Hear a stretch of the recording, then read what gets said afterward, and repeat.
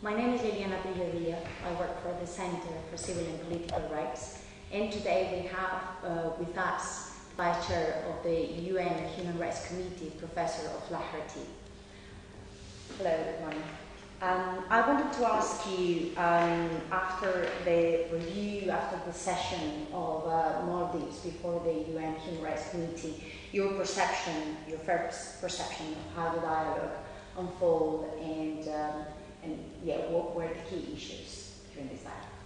Well, we've had a good dialogue, I would say a very good dialogue with a well-informed delegation who could speak with a high degree of expertise to the issues we raised, and which we discussed with them over 9 hours. A tiring exercise, I think, for the delegation, and the committee also played its part very properly. A few key issues emerged that ran almost like themes throughout the discussion because of the way they affected everything for the promotion and protection of human rights.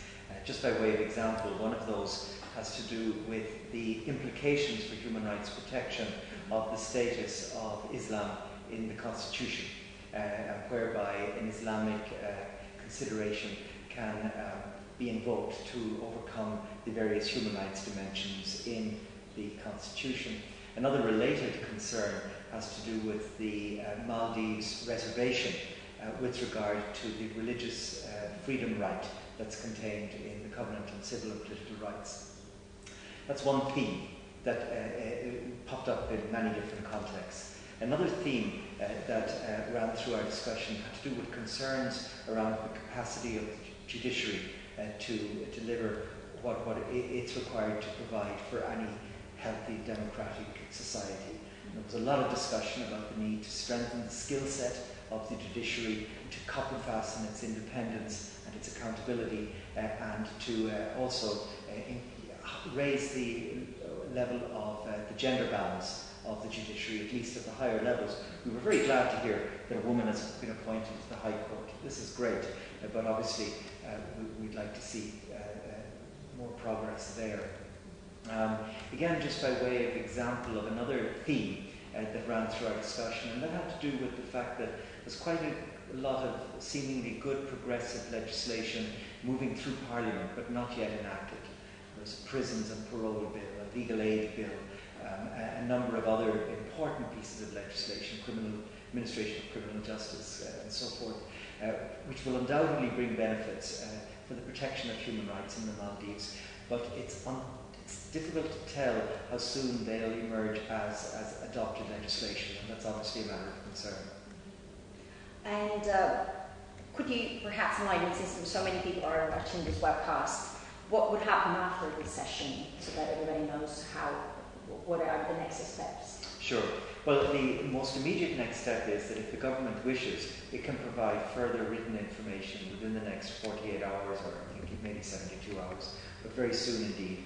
And then we, the committee, will, taking account of all the paperwork we have, the full dialogue we had with the government, and anything it chooses to send us in the next couple of days, we'll draft what are called the concluding observations. These are the written outcome of the whole process, and they contain what we consider is to be commended in the state party in the country, the areas that we think give cause for concern, and then our specific recommendations with regard to each of those concerns. And so a document of a reasonable size will be issued at the end of our session, which is in 2 weeks' time, and that can provide a really good analysis of the state of civil and political rights in the Maldives, as well as a set of actions which, if taken, would greatly strengthen the protection of rights in the country.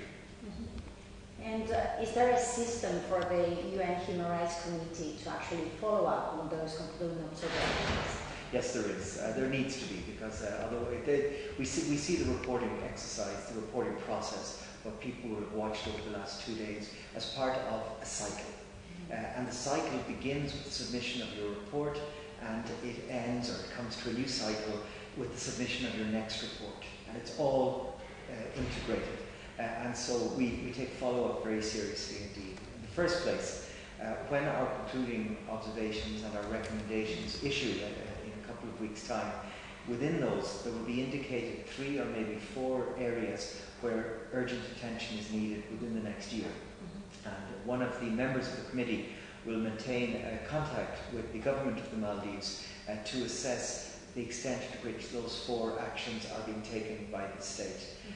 The committee member will report back to us in public on this matter on a couple of occasions over the next year, and ultimately in a year's time we'll make an assessment of whether the state has complied with those 4 urgent concerns of ours. And if for any reason there hasn't been a compliance, then we'll stay with those issues right through until the next report is due. Right. Is there a role for the civil society of Maldives in this follow-up system? Yes, it's critical.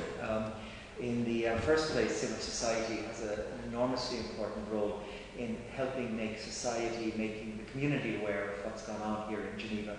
The fact that we've been filmed throughout is great, and it's quite unusual. That's a good start, but it's not enough. We need people to have their attention drawn to these videos later on from the archives where they'll be stored.